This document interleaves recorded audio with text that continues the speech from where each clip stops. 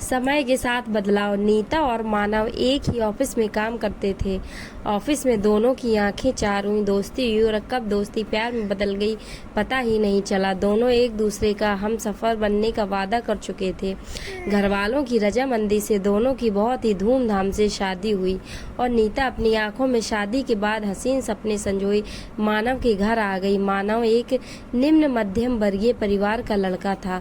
मानव के घर में उसके माता पिता और एक बड़ी बहन कनक थी जिसकी शादी हो चुकी थी। मानव को उसके माँ बाप ने पढ़ा लिखा कर इस काबिल बनाया कि वह आज इतने अच्छे पद पर था। पर मानव की माँ की सोच बहुत ही संकीर्ण थी, साथ ही वो गुस्से वाली भी थी। दूसरी तरफ नीता खुले विचारों की लड़की थी। मानव ने परिवार वालों के साथ पूरा एडजस्ट करने की कोशिश करती थी। मानव की माँ का पूरा ध्यान रखती थी। शादी होकर आई नीता मानव के परिवार के रीति रिवाजों के अनुसार रहना शुरू किया। मानव की माँ चाहती थी कि वह साड़ी पहने, सिर पर पल्ला रखे और एक भारतीय नारी की तरह अच्छे से रहे। ऑफिस जाते समय सूट पहन सकती है। उनके घर परिवार वाले सब आस पड़ोस में ही रहते थे तो उनकी बहू को देखकर किसी बात पर छींटा कसी ना करे। परिवार में नीता के खिलाफ कुछ बातें ना हो, इसलिए वह चाहती थी कि वो हमेशा सादगी से रहे। पूरे परिवार में पहली बड़ी बहू बन के आई थी नीता।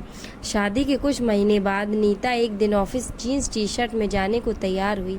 सासू माँ ने देखते ही उसको भला बुरा कहना शुरू कर दिया। उन्होंने बोला कि लोग देखेंगे तो क्या करेंगे, तुम इस घर की बहू हो, बहू की तरह रहो, साड़ी पहनो, सूट पहनो, उसमें मनाही नहीं है, पर जीन्स यह कोई अच्छा लगता है? लड़कों की तरह तैयार होकर ऑफिस जाओगी? एक ही स्वर में सासू माँ ने इतना सुना दिया। नीता को बहुत ही बुरा लगा। उसने हिम्मत करके बोला, पर माँ आजकल तो सभी पहनते हैं। पहनते होंगे पर हमारे घर की बहुएं नहीं पहनती, कहकर नीता की सास ने बात काट दी। नीता दुखी मन से वापस कपड़े बदल सूट पहन के ऑफिस गई। उस दिन नीता की समझदारी से सास बहू की जोरदार अनबन होते होते बची। नीता अपने ऑफिस में अच्छी पोस्ट पर थी। वहाँ पर विदेश के लोग भी आते थे और अधिकतर लोग वेस्टर्न ड्रेसेस ही पहनते थे, तो नीता को भी यही इच्छा होती थी कि वह भी वेस्टर्न पहने। मानव के घर में ये उसे कोई तकलीफ नहीं थी, पर कपड़ों के लिए पाबंदी के कारण उसे थोड़ी दिक्कत महसूस होने लगी।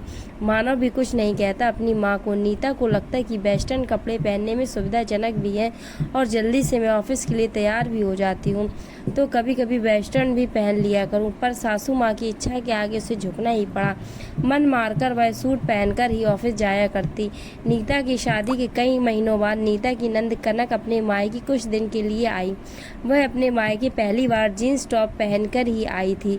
सासू माँ अपनी बेटी को देखकर बहुत ही खुश होकर बोली, कनक तेरे तो 2 इतने बड़े बड़े बच्चे हो गए, फिर भी तुम बिल्कुल लड़की जैसी ही लग रही हो। बहुत ही फिट मेंटेन, कोई कह नहीं सकता कि इतने बड़े बच्चों की माँ हो तुम। बहुत ही अच्छा लग रहा है तेरे ऊपर बेटा यह ड्रेस। सासू माँ ने खुशी खुशी कहा। नीता भी खड़े हो सासू माँ की बातें सुन रही थी। उसे बुरा लग ही रहा था पर उसने कुछ कहा नहीं। 2-3 दिन बाद ऑफिस जाते समय रोज सूट पहनकर जाते देख कनक ने नीता से पूछा, भाभी आप जीन्स टॉप क्यों नहीं पहनती हो? ऑफिस में कितना आराम रहता है उससे। हाँ दीदी, पर क्या?